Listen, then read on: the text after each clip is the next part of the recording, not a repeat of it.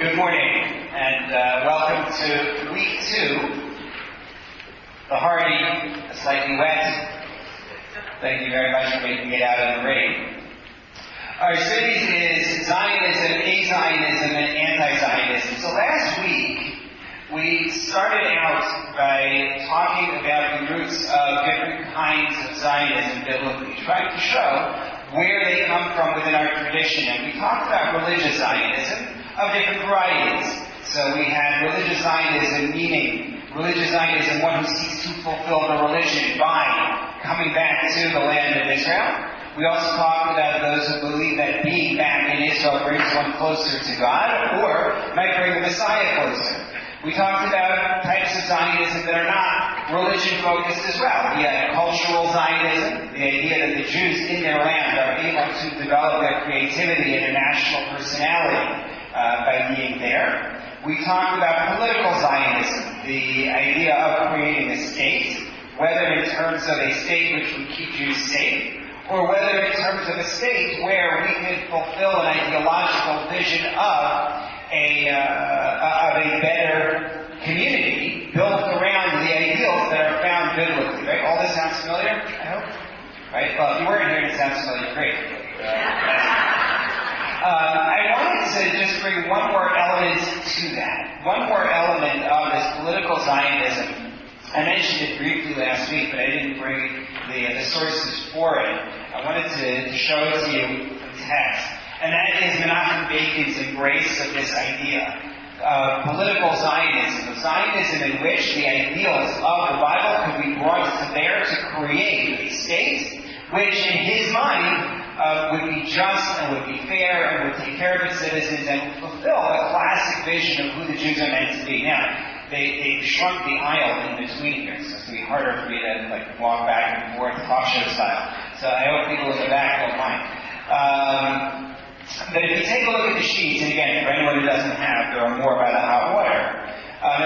The first couple of excerpts come from a platform that Menachem Begin laid out in a 3-hour lecture in 1951. You can see I wrote you a couple of paragraphs called Mercy.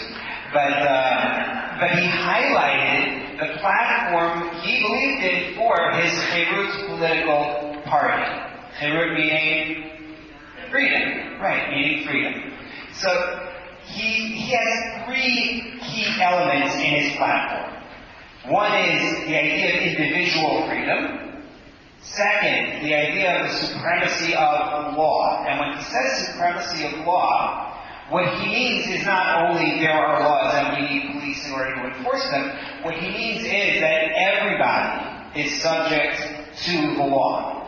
The idea that whatever your position is, whatever authority you hold, you're subject to the same law, and that the laws themselves that are enacted are held to those standards as well, to whatever your foundations are of the law of the nation. You'll see that momentarily. And then third is the idea of social justice. So when he lays this platform out, he anchors all of it in biblical text. Take a look at the first source, please. You'll see what I mean. This is a paper that's actually available online. You could Google the phrases that are in here in order to find it. Are the ideas of a person's freedom and social reform not embodied in the basic fundamentals of Israel's Torah? In a verse which embodies a complete philosophy, because man was created in the image of God. He says, everything I'm going to tell you about what the state of Israel ought to be, about the social reforms that Begin seeks, it's all anchored in the idea that human beings are created in the image of God. And then he explains. He says, first, if a man was created in the image of the King of Kings, surely he cannot be a slave who need fear the ruler over him. Second, if in the image of the Creator of all man was molded, surely he will be unable to direct all his thoughts and all his desires to his primary needs, which are also the basic need provisions, if he will suffer from a want of basics.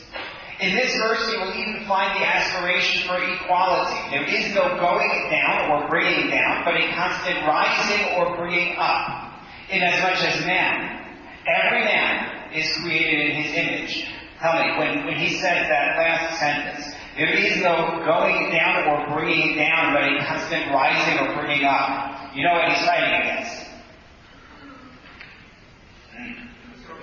Socialism, precisely.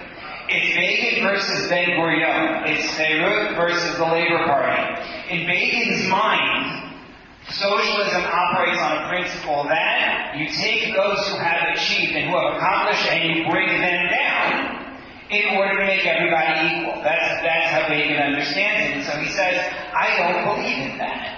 You're created in God's image. You don't bring people down. Instead, you elevate everybody. Mind you, his non-socialism has elements that I think are quasi-socialist. He believes in society providing basic needs, and he outlines them elsewhere in his paper for every citizen.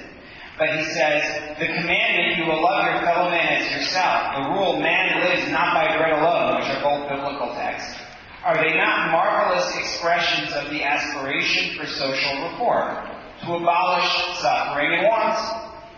And as regards the supremacy of the law, this is but a characteristic of our nation's history, that in the entire historical period, I add the words in brackets, the period of the Shotim, the judges, after the Jews entered Israel, they were led by Joshua for a period of 28 years, and then after that, they were led by judges for another few centuries. But he says, look at that. The fact that they're called judges, that's the term we use for the leaders of the nation. That in and of itself is meaningful.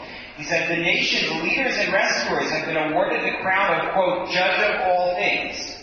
And indeed, the words justice and law are an ancient Jewish expression together in one breath. And they have become a saying of Israeli wisdom in one sentence. Justice and law. In Hebrew, tzedakah mishpat. From this you may infer that as there is no law without justice, indeed no justice is possible without law. His most basic ideas, his core platform, individual freedom, supremacy of law, he brings you biblical text to support it. In his mind, that's what he is fulfilling. And then I brought you number 2, which is about social justice. He says, Israel's prophets and seers, from whom we have inherited the aspiration for justice that guide our repose, elevated visions that are very difficult to realize. There were those that introduced the vision of social justice to, quote, repair the world in the kingdom of God, and those that highlighted the vision of world government. Everyone will make one association. These are also biblical texts. That gave mankind the vision of world peace, and nation will not raise sword against nation. As far as Begin is concerned, political Zionism is rooted in the Torah. And then one last version of Zionism before we get to a Zionism. And this is what I call on here, understanding that the word is a loaded word these days, but it's the only word I can come up with in English that actually fits. And that's the term nationalism. What I mean by nationalism here is a return to the land of Israel in order to join the Jewish nation. In order to be part of the Jewish people. Now you'll say to me, well, I can be part of the Jewish people living in Toronto.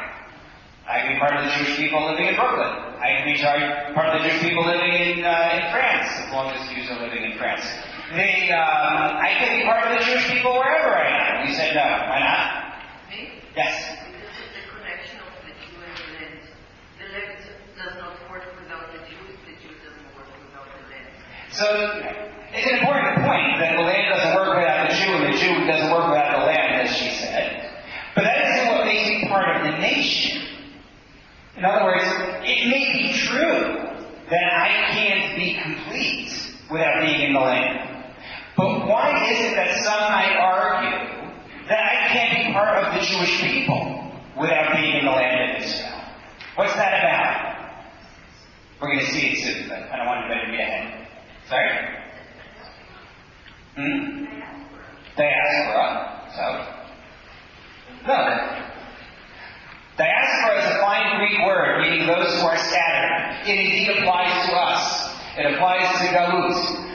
But why could it, in what way would residing in the land of Israel make me more a part of the Jewish nation than living anywhere else? I can get to UJA, I can observe the mitzvot, I can have a seder. What is it that's going to make me part of the Jewish nation more because I am living in Israel? Yes? I think personal commitment to creating, protecting, and saving the land of Israel, without which, in David's mind, the Jews would not have the right to exist. He's a Holocaust survivor. Right. So from Bacon's perspective, that's certainly true. The idea of the commitment to the land being a commitment to the Jewish people. But I'm not post-Bacon. I'm talking about an idea which doesn't rest on Bacon's vision necessarily, but is something that is in fact broader than what he saw. Sheila, and then, hang on, I see hands. Yeah. Sheila.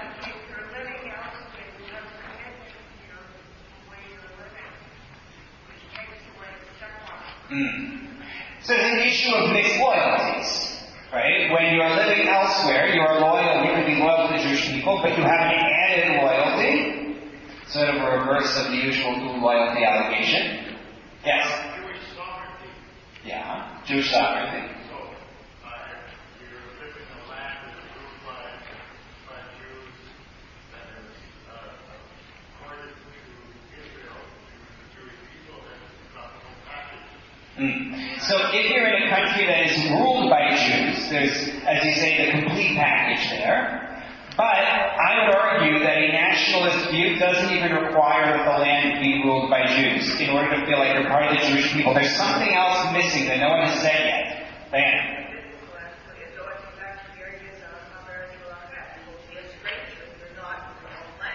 So it's true, the biblical text that he says, as Diana points out, that you will be a stranger in a land not your own, and that separates you from your true identity. But there's one more piece here. I'm going to take Stephen, comment here, and then I'm going to give you what I think is another answer. Yeah. Daily involvement with the values that a people as a group hold. In other words, when you have your family and your children, your closeness and your interaction is there at that moment in life. Once your children leave and they go in different directions, you still have the caring and love for them, but you don't have that constant involvement in each other's, the meshing of your life. So Stephen points out the constant involvement with your nation that you'll have when you're in the land, and I don't dispute that.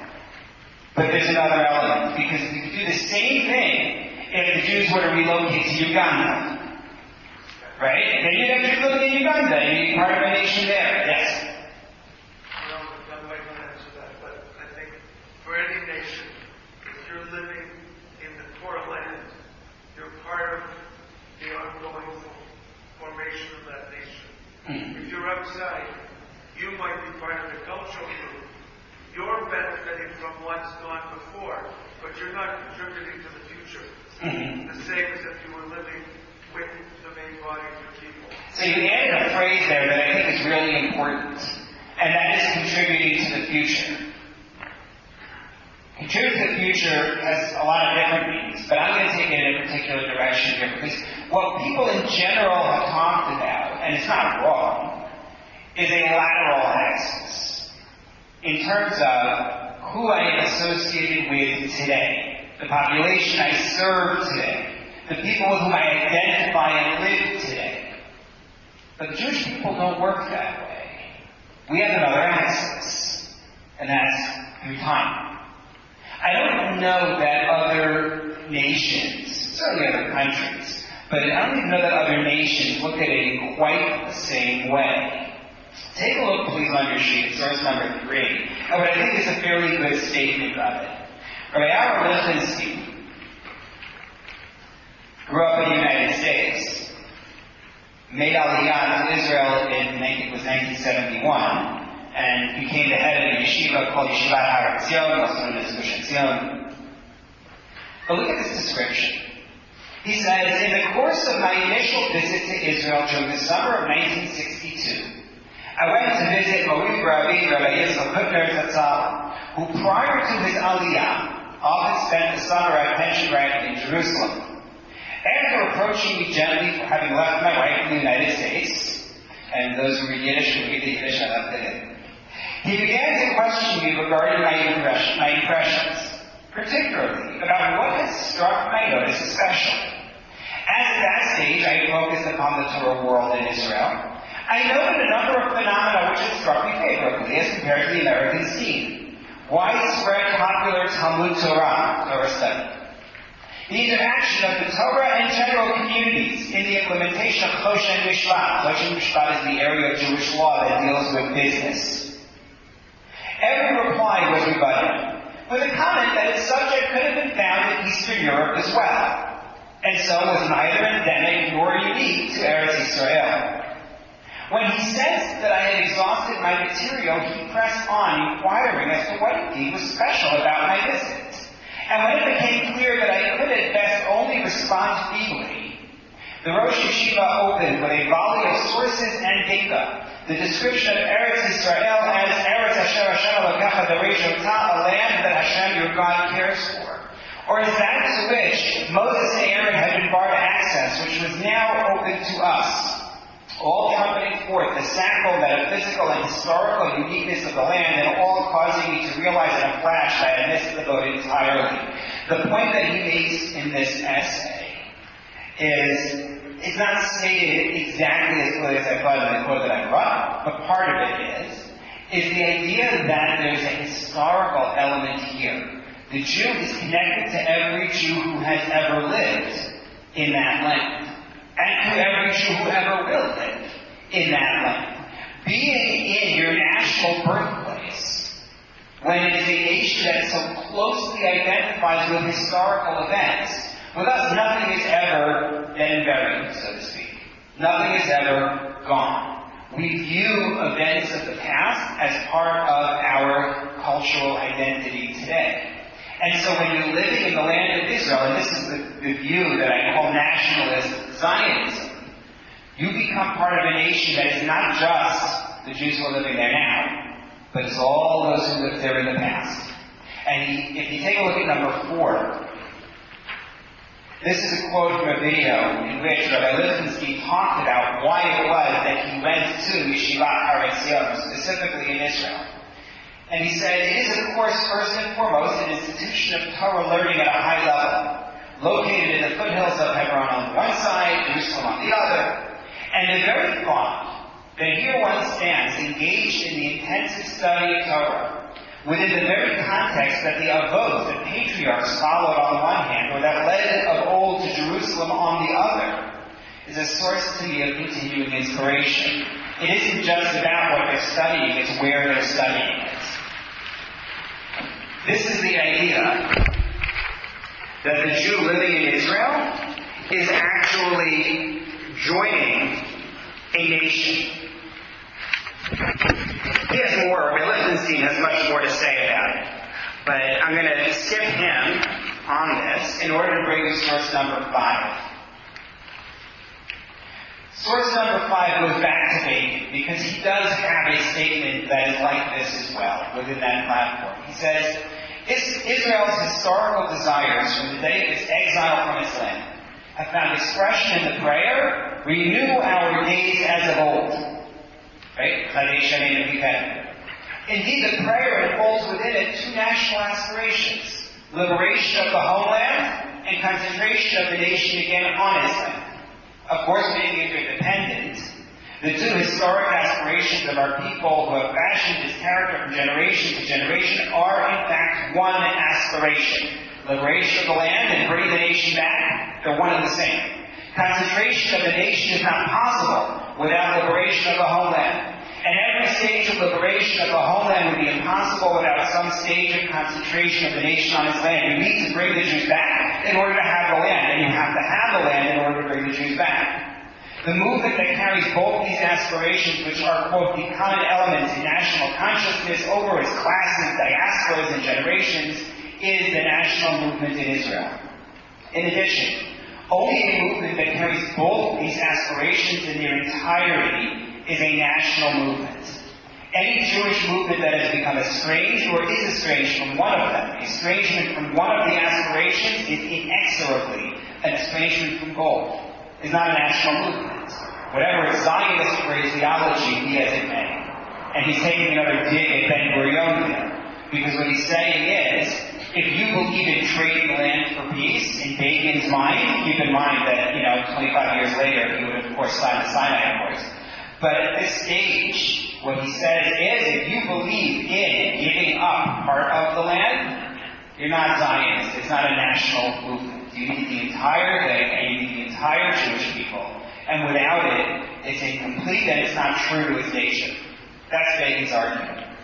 So this is the last of the visions that we're going to present within Zionism. There's so much more to say, obviously, about the kinds of Zionism, the roots of Zionism, which Hama pointed out to me last week. I didn't spend any time at all on the etymology of the word Zion and Zion. This is true. Because what I'm trying to do is to present what the Zionisms of today are and what their biblical roots are. And they grab the word. The word Zion at its core, again, go back to our discussion of last week, is a term that refers to Jerusalem, refers to the Temple Mount, does come to refer to the Jewish people as a whole because they are the residents of Zion.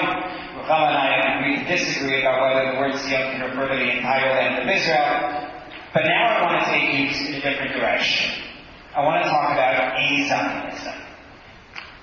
A-Zionism means a belief that Zionism isn't necessary in order to be a good Jew. I don't have to be particularly Zionist. I can, believe in the commandments. I can believe in the value of the Jewish people. I can even go and visit the land. But not necessarily to believe in any of these isms. The idea that we should have the land back and develop a new state, the idea that we should go back there in order to fulfill the commandments, all of those. And this is actually a strong view. The A-Zionist view has quite a few adherents within the observer community and beyond. I'm not talking here, I want to be very clear, I'm not talking about inertia here. I'm not talking about apathy. I'm not talking about people who believe in Zionism but personally find it difficult to carry out because of economics or because of family or any of the reasons why somebody might stay outside of Israel while believing that they ought to be there. What I'm talking about here is a coherent philosophy that says we may believe in a Messiah, we may believe that Jews should end up in Israel, but we don't believe in promoting a national return or a Jewish state. So here's my question to you. Why would somebody be a Zionist? Why would somebody be a believer in the idea that Jews belong there, but not believe that Jews should actually strive to return or strive to have a state? What's the logic? Fear. Fear of what?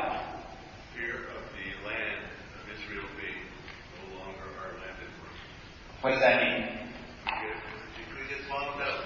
So fear of being harmed. So I'm leaving out practical considerations. I'm leaving out it's difficult to be there. I'm leaving out it's dangerous to be there. I'm leaving out, we need to have Jews living in other lands to help the other governments of the world be positive towards Israel. I'm leaving out all the practical considerations. We're talking philosophy, Gloria. Right? Waiting for the Messiah. Right? Waiting for the Messiah. God will take care of the return. So someone here, when that was said, I think it was Stephen, said, well, that's anti-Zionism. Not necessarily. Anti-Zionism can be a riff on that. We'll talk about that next week. But the idea that you have to wait for the Messiah, we're going to come back to that. Other ideas. You're going to say also. Yes?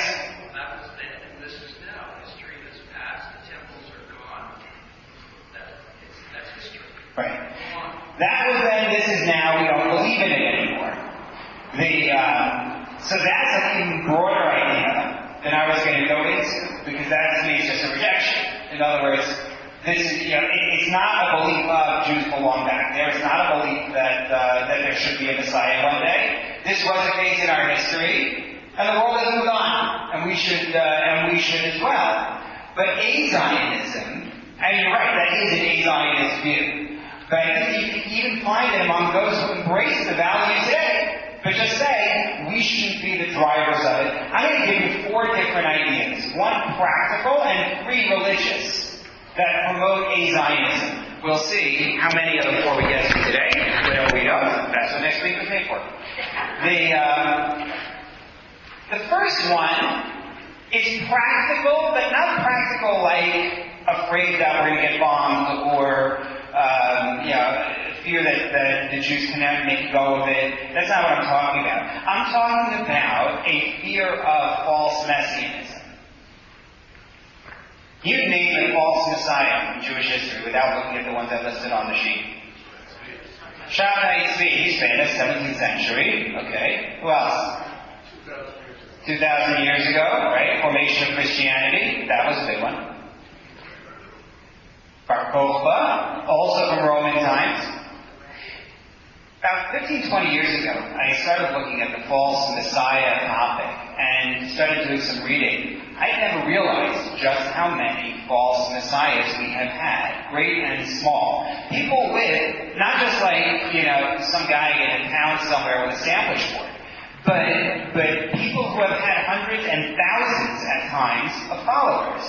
It's really striking. I basically would have come up with a list that you came up with here. I wouldn't have known you then. Take a look at source number 7. Source number 6 is just my list of the 3 elements that a Messiah needs, so to speak, or that a false Messiah needs in order to gain followers. False Messiahs come up when Jews are suffering, when there is general ferment within the community of maybe Messiah is near, such as when there are predictions, mystical predictions that are made that a certain year is coming up. For example, Shabtai Tzvi benefited from messianic ferment in the Jewish and Christian worlds. In the Christian world, there was a belief that the year 1666 was going to be very important, and he is not yet there, but he's in the years leading up to it. In the Jewish world, on the Jewish calendar, there was also an association with certain predictions from the Zohar, a core work of Kabbalah. So you need suffering, messianic ferment, and a weakening of traditional institutions.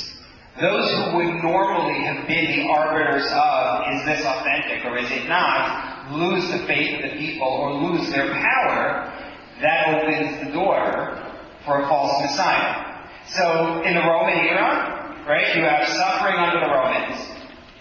You also have, especially as you get to the middle of the 2nd century, the belief that the temple is going to be rebuilt soon.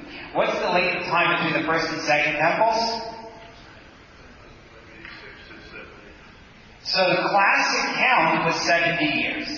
There's plenty of dispute, don't worry about it. But basically it's a 70-year prediction as listed in Jeremiah. People think to themselves, the second temple was destroyed in the year 68.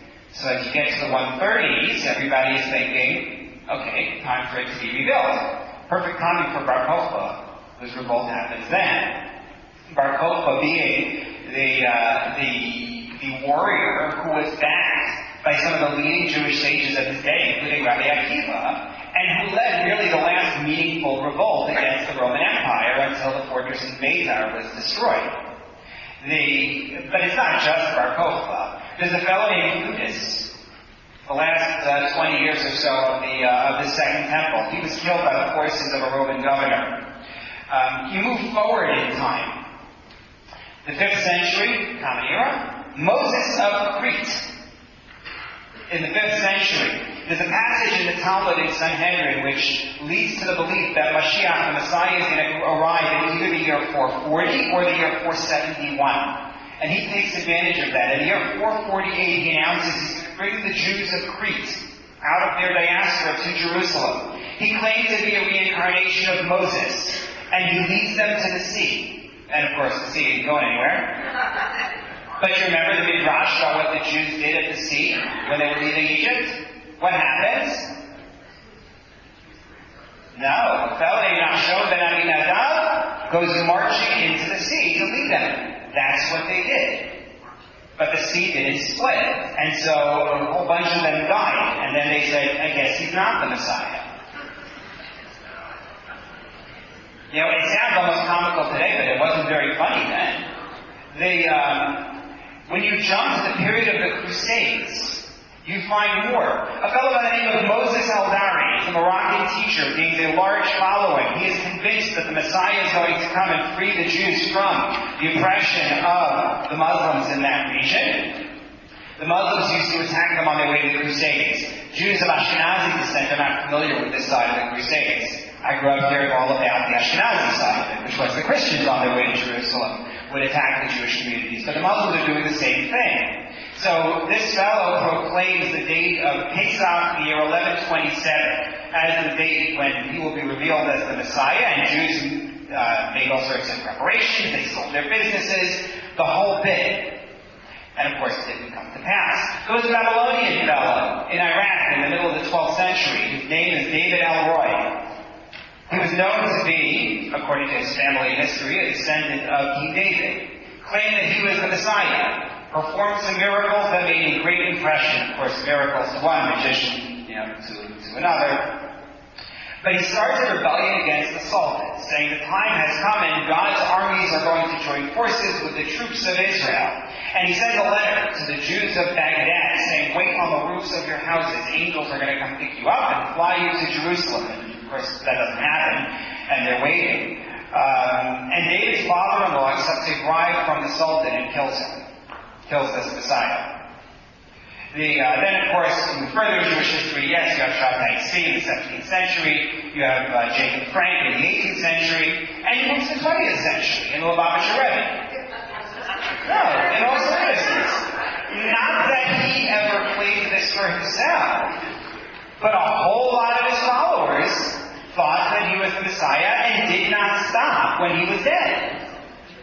You're talking about, you had all of the different pieces that you need. You had the suffering of the Jews starting with World War II. And moving forward, you had this messianic fervor associated in particular with 1967 and the Six-Day War, and the feeling that this was it, we're back in our land, and now we're going to have a Messiah. And traditional orthodoxy with all of its institutions was very weak in the 60s and 70s. And so the result is, again, this kind of movement could spring up. So there is a fear that Zionism could lead in the same direction. In fact, Rabbi MordechaI Torczyner, Ashkenazi chief rabbi of Israel under the British Mandate, thought that Theodor Herzl could represent an element of the return of the Jews under the Messiah. There's an idea that's found in the Talmud at the end of Tractate Sukkah. It's built on verses at the end of the book of Zechariah. It's called Mashiach ben Yosef. Anyone familiar with that idea? Mashiach ben Yosef? The Christians love it. The Mashiach ben Yosef is what it sounds like, Messiah, son of Joseph. What it means is the following. Traditionally, we're taught the Messiah is a descendant of King David. Right? That's the descendant of the Davidic dynasty who will take back the monarchy and so on. However, he's not the only Mashiach.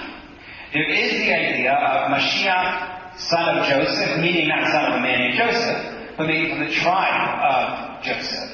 There's a classic split in the Jewish people that goes all the way back to Genesis, and that is the split between the descendants of Rachel and the descendants of Leah.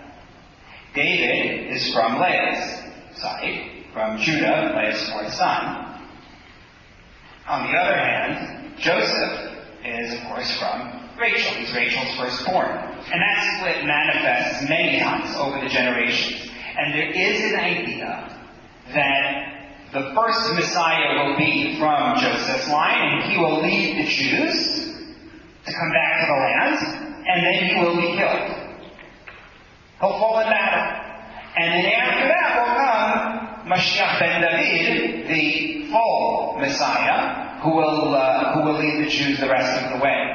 Well, after Theodor Herzl died, Rav Kook delivered a eulogy. I mentioned it in the class at Beth last week. Mistake Yerushalayim, the eulogy in Jerusalem. He never mentions Herzl by name, but he delivered it on the day that Herzl died. And it's called the eulogy in Jerusalem. And there he talks about this idea of Messiah, son of Joseph, who doesn't finish the job, but who starts things going. There was a push after the Six-Day War people wanted to consider David ben Gurion or Moshe Dayan as Mashiach ben Yosef, as the Messiah who's going to start things part way. I brought you a line here in source number 8. Rabbi Shlomo Aviner, talking about Rabbi Tzvi Yehuda Kook, son of Rabbi Kook Sr. He said, after the 6-Day War, when a Torah scholar and professor came to our rabbi, Rabbi Tzvi Yehuda, and asked him why he did not begin to build the temple, he responded, the mitzvah of building the kingdom of Israel takes precedence, according to the ruling of Maimonides at the beginning of the Laws of Kings. So when asked why he's not building the temple, does Rabbi Kook Jr., does he say, well, it's not the Messianic time yet? Is that his answer? No, it's not his answer at all. His answer is because we have certain things that we have to take care of first. That's all. But there's a fear of false messianism, and that is reason number 1 out of the 4 that I want to present for a-Zionism. A feeling that to embrace Zionism is to risk false messiahs and all of the danger that they bring. What's the danger of a false messiah? Right, and therefore? You're right, he says something's going to happen and it doesn't happen, but desperation, loss of faith, and can lead people to do things that are self-destructive. Right? Shabtai Tzvi, in his day, we have a memoir from a woman by the name of Lachlan from Amsterdam, in which she writes about how her father sold off all the family's assets because he was preparing for a boat trip to Israel. He liquidated everything. That's what will have happened with this. And worse, in terms of what it could breed today, if people believe that the Messiah has arrived and that now we have to come back to the land, who knows where this could lead people. And so that's a concern. Second concern, from a religious perspective, is there's no imperative to have to go. Leaving aside Messianism, I mentioned it last week. There's debate as to whether there is any mitzvah for a Jew to go live in the land of Israel. I mentioned that Maimonides does not list it in his list of the 613 commandments. So some believe that Maimonides does say it's a mitzvah, just not one of the 613. And there's support for that. Maimonides has a rule, which is from a passage in the Talmud, regarding moving to Israel. I'm tempted to ask this as a question, but I don't want to put anybody on the spot. Okay, so I'm going to ask the question and don't answer. But it's certainly true for people of my generation and my background. How many people, again, don't answer, how many people, when they got married, planned, we are going to move to Israel? See, again, I told you not the answer. But how many people think to yourself, in my generation coming out of yeshiva, that's a dominant approach of saying we're gonna move there. And some people say, well, we have a 5-year plan first, and we have to finish, getting experience in whatever field we're in, so we'll be able to move there and get a job, or I need to finish this degree in graduate school. People have plans of, I'm going to move there after X number of years. And then, it doesn't always work out. Well, the Talmud discusses the following case. What if a couple is married, and the husband says to the wife, or the wife says to the husband, either way, I want to make Aliyah. I want to move there. And the spouse says, no, I'm not going. What do? They don't separate. That's not the rule. The rule presented in the Talmud and ruled that way by Maimonides is the spouse who wants to make Aliyah is able to compel the other spouse to go with them, whether it is husband or wife. They can compel the other one to go. Now, you'll tell me, well, how do you compel somebody? What does that look like? And the answer would be the ketubah, is what it looks like. The ketubah guarantees a sum of money from the husband to the wife in the event that the marriage is dissolved. So the potential argument is, well, if you don't want to go with me to Israel, the husband could say to the wife, then I don't owe you the ketubah. Or the wife could say to the husband, if you're not accompany me to the land of Israel, then you're going to have to pay me the ketubah. Right? The argument will go either way. But Maimonides, even though he says there's no mitzvah, or doesn't list it in the 613, I should say, still rules that in fact one spouse can compel the other to go. So take a look at source number 9, Rabbi Ovadia Yosef. Some of us learned about him not that long ago. Yeah.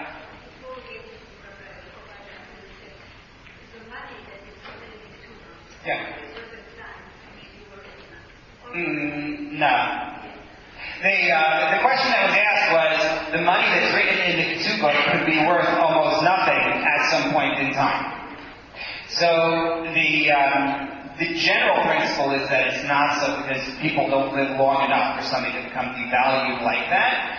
But in terms of what what it will be worth, because today we don't work with these currencies, right? Meaning the ketubah that I have is zuzim. No one spends zuzim anymore. But I would go back to what zuzim were worth. I mean, there's a lot to be said about this. I was involved with a law panel that discussed the enforceability or non-enforceability of a ketubah. There's a lot to be said on this topic beyond this scope. But just to give a frame of reference, people should know, the ketubah lists 200 zuz. In Sephardic communities, they generally add to it. Ashkenazi communities, they tend to leave it as 200 zuz. Anybody know how much a zuz is worth? All of you know. Or most of you know. Yeah. No, half a goat. Half a goat. Right? God got you. The Zabin Abba Vitre Zuzay, that father bought for 2 zuz. So 200 zuz is 100 goats. So, that's not bad. One husband trading a husband for 100 goats. The cleanup's about the same. Yes. But take a look at source number 9. Rabbi Yosef says, the Megillat Esther, there's a commentary on Maimonides. Megillat Esther, of course, is the book of Esther, but the commentary is named Megillat Esther. Megillat Esther wrote that Maimonides disagrees with others and holds there is no mitzvah of settling Israel after we were exiled from the land, that this is not a mitzvah for the generation. But his words are shocking. In truth, it is clear, in Maimonides' words, in the Yad HaChazakah, that's his work of law, that this mitzvah does apply today. And so Maimonides also ruled in his response that when he's quoting there from Yad HaChazakah is this rule about being able to compel to make aliyah. So he said, of course, Maimonides believes that there is a mitzvah, it's just not one of the 613. And there are those who simply disagree with Maimonides' view. So I brought you source number 10, Rabbi Yitzchak ben Sheshet Perfet, who said, one who acquires a field in Israel from a non-Jew performs a mitzvah that is greater than aliyah. Aliyah is a momentary mitzvah performed for oneself, insufficient to override a rabbinic prohibition. When he's dealing with, I should explain what he's talking about, rabbinic prohibitions. He's talking about the idea found in the Talmud that if the Jew has an opportunity to acquire land in Israel, but it requires that the documents be prepared on Shabbat, so the idea is that he can have a non-Jew be the one to prepare it. Even though that's a rabbinic prohibition, I'm not allowed rabbinically to ask a non-Jew to do things for me on Shabbat, for the sake of settling the land, it may be justified. So he says, for Aliyah, that itself wouldn't do it.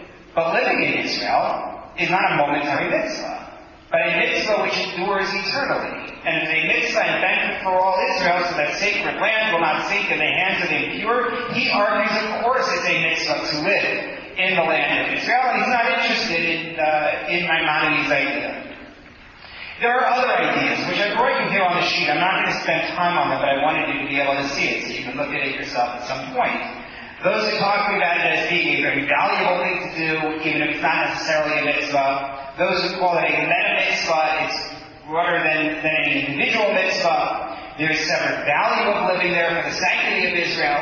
But argument number 2 for the a-Zionist approach is simply to say, at the end of the day, it's not an obligation. So if it's not an obligation, it may be a good thing to do, but I don't need to be a Zionist for it. So those are 2 arguments so far for a-Zionism. Number 1, fear that it'll lead to false messiahs, and number 2, I have no duty to do so. The third argument is a very simple and straightforward one. It was put forth in source number 15. Going back to the anthology of commentaries of Talmud called the Tosafot, Rabbi MordechaI said that, sorry, I should say today, that's an echo. Things that spell check did not check. Rabbi MordechaI said that today there is no mitzvah to live in Israel, for there are many mitzvot which are linked to the land, and many penalties, and we cannot hew to all of them and live by them. He's writing this 900 years ago, and he says, for us to be able to leave the land fallow every 7th year, for us to be able to separate the tithes, these are challenging and very hard to properly fulfill, and so he says, I see no obligation for a Jew to live there. Keep in mind, if you come from the perspective that Zionism is motivated by desire to fulfill mitzvot, so somebody who says, well, I can't do that, so okay, so don't go. And that's the third approach. The last one that I'm bringing, though, is the one that Gloria mentioned and then others mentioned as well, which is, who is it who's supposed to move the divine agenda? Now, this argument has led in some circles to an anti-Zionist approach, and we'll talk about that next week. But right now I want to present it in terms of the a-Zionists, those who simply argue that it's not for Jews today to move things forward. Let's wait and see what God does. And I brought you the articulation of this idea from Rabbi Samson Raphael Hirsch, 19th century Germany, his work of Hogan. Look at what he says. The original is obviously in German. This is the English translation. He says, not in order to shine as a nation among nations do we raise our prayers and hopes for a reunion in our land, but in order to find a soil for the better fulfillment of our spiritual vocation in that reunion and in that land which was promised and given and again promised for our observance of the Torah. He says, want to know why I pray for a national return to Israel? For spiritual fulfillment. But this very vocation, spiritual vocation, obliges us until God shall call us back to the Holy Land, to live and to work as patriots wherever He has placed us. It obliges us further to allow our longing for the far-off land to express itself only in mourning, in wishing and hoping, and only through the honest fulfillment of all Jewish duties to await the realization of this hope. But it forbids us to strive for the reunion or possession of the land by any but spiritual means. He says, we long for the land, we pray for it, we perform our mitzvot and ask God to bring us back, but that's where it ends. And until we're able to come back, we live and work as patriots wherever He has placed us. And again, he publishes this in Germany in 1840. Yes, Diane. If God wants all Jews to live in the land of Israel, why doesn't that 2.5 tribes stay up there this time of year? Good question. So Diane asks, if God really wants all the Jews to be in the land of Israel, why does He allow the tribes of Reuben and Gad to live on the other side of the Jordan when the Jews come into the land? In fact, right, it's Reuben and Gad who asked to live there, and then God sends half the tribe of Manasseh. They didn't ask, if you look at the biblical record. So Diane asks a very important question, to which the answer seems to be that you have to go all the way back to the time of Abraham, and the promise that God made to Abraham, which was that the land of Israel would actually stretch all the way to the Euphrates. So there is potential for that land from the outset. And when you look at the frame of it in the Torah itself, and in Jewish law itself, you find some sources that indicate that that land that Reuben and Gad live in east of the Jordan is considered part of the land of Israel. It's not considered out, so to speak. And then there are other sources that you can bring biblically that make it sound like, no, it actually wasn't viewed as being part of the land. It has sort of, the status of annexation, if you will. But what's very clear is that once they are told, here's your portion, it is viewed as the land. All the laws that apply on the other side, on the western side of the Jordan, are going to apply to them living on the eastern side of the Jordan. The UN will have to sort it out, but I'll wait for it.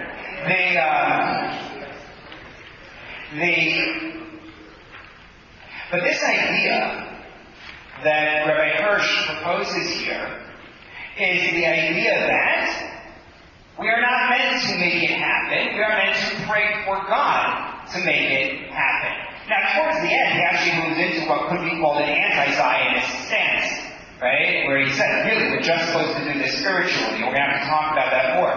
You also don't know when you read Hirsch how much of what he's saying is political.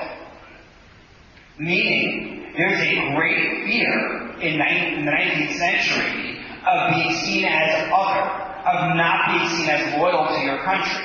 These are the early years of the emancipation of Jewish Europe.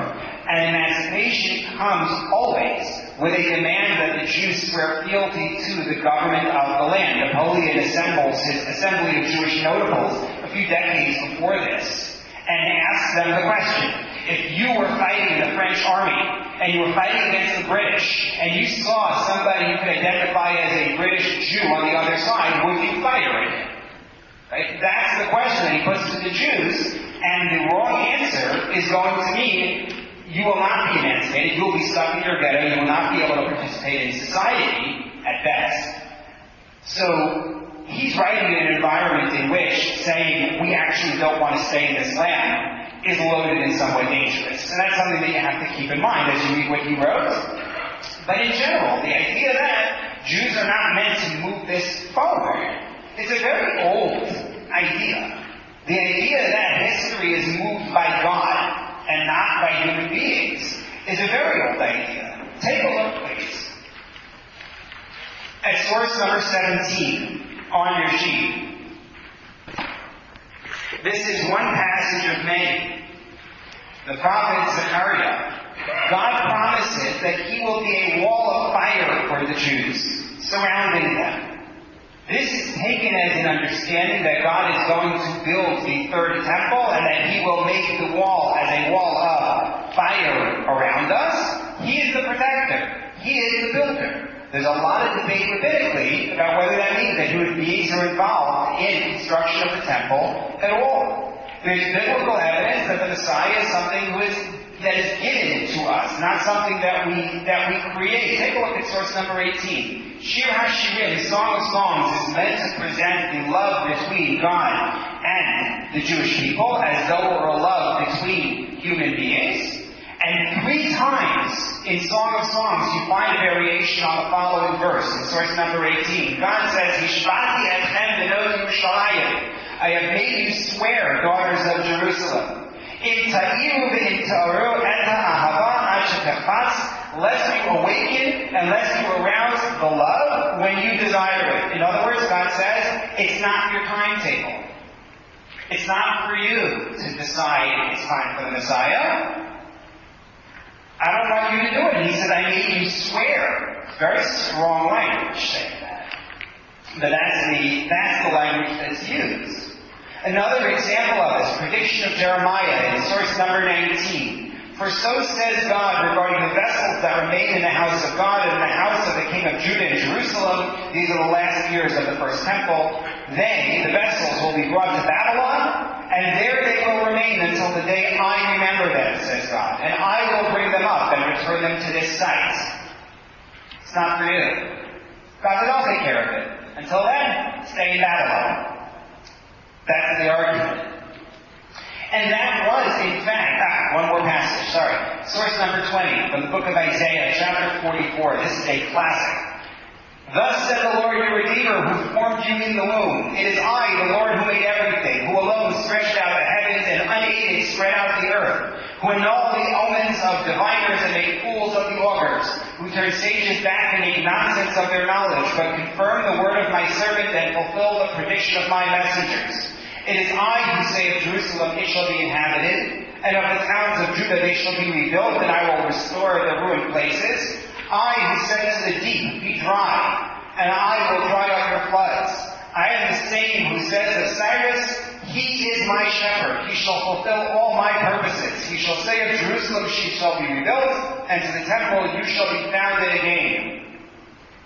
In case that wasn't clear, because for many people this may not be the 100th time they've read it. In this passage, given to the prophet Isaiah before the first temple is destroyed, God predicts the return of the second temple.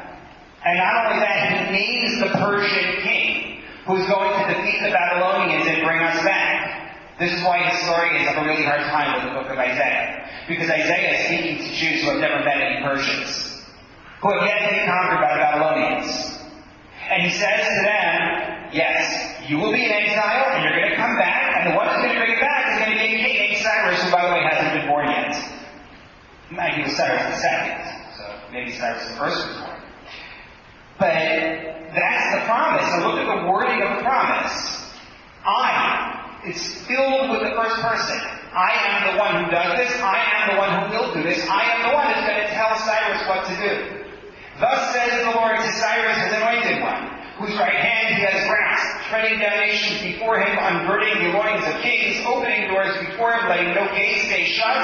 I will march before you and level the hills that loom up. I will shatter doors of bronze and cut down iron bars. I will give you treasures concealed in the dark and secret hoards, so that you may know that it is I, the Lord, the God of Israel, who call you by name. It's very clear that God is the one who's going to bring this messianic time, and it's not for us to trigger it. Which is why, when you flip the page, as I'm struggling to do, source number 21.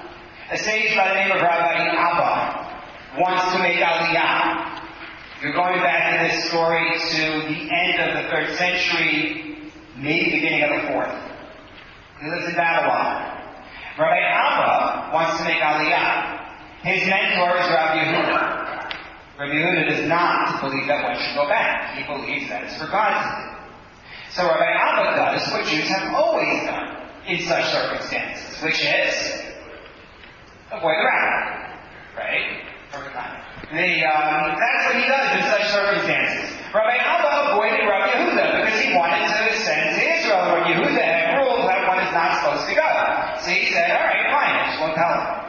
That was supposed to be the answer. Of course, those stories never work out, and as the passage keeps on going, he ends up encountering him and having the debate, which we're going to have to come back to next week in terms of what the actual debate is. But here you see the tension, right? Here you see that he wants to go, and his Rebbe, his mentor, says you're not allowed to go. And take a look at source number 22. That's the last one that we'll do. When the Talmud asks about the passage in Shir HaShirim, Mishpati Etem, I make you swear that you shall not awaken the love until this time. What is the purpose of these 3 oaths? 3 demands. Number 1, that the Jews should not ascend as a wall, meaning we're not to take back the land. 2, that the Jews should not rebel against the nations. 3, that the nations should not overly oppress the Jews. I know, they didn't read the time. So what we're going to have to see, well, I'll talk about this more, is that, but this is the last, and to a certain extent the most potent, of the Anti-Zionist arguments. It says, God already told us it's for Him to bring us back. So until then, I'm going to live a good Jewish life in Toronto, or in New York, or in Europe, or in Asia, wherever it's going to be, and on the day that God wants me back, He'll bring me back. That, along with the other arguments that we make, the argument that it's hard to fulfill all the laws in the land of Israel, the argument of fear of false messiahs, the argument that there is no mitzvah, there's no imperative for somebody to come back. All of these contribute to the Anti-Zionist appeal. So what I want to do next time is spend a little bit of time just giving the response to this. In other words, so what does the Zionists say back? If it's so clear, you have Talmudic sources, you have biblical sources saying God does it, so why is there any discussion about this? What's the other side to this? Before moving into anti-Zionism, and the reasons why there are those who will not just say, I'm not going, but saying nobody should go. So we'll pick up with that, really, next week. Thank you again for coming out in the rain. Hopefully it'll be drier next week.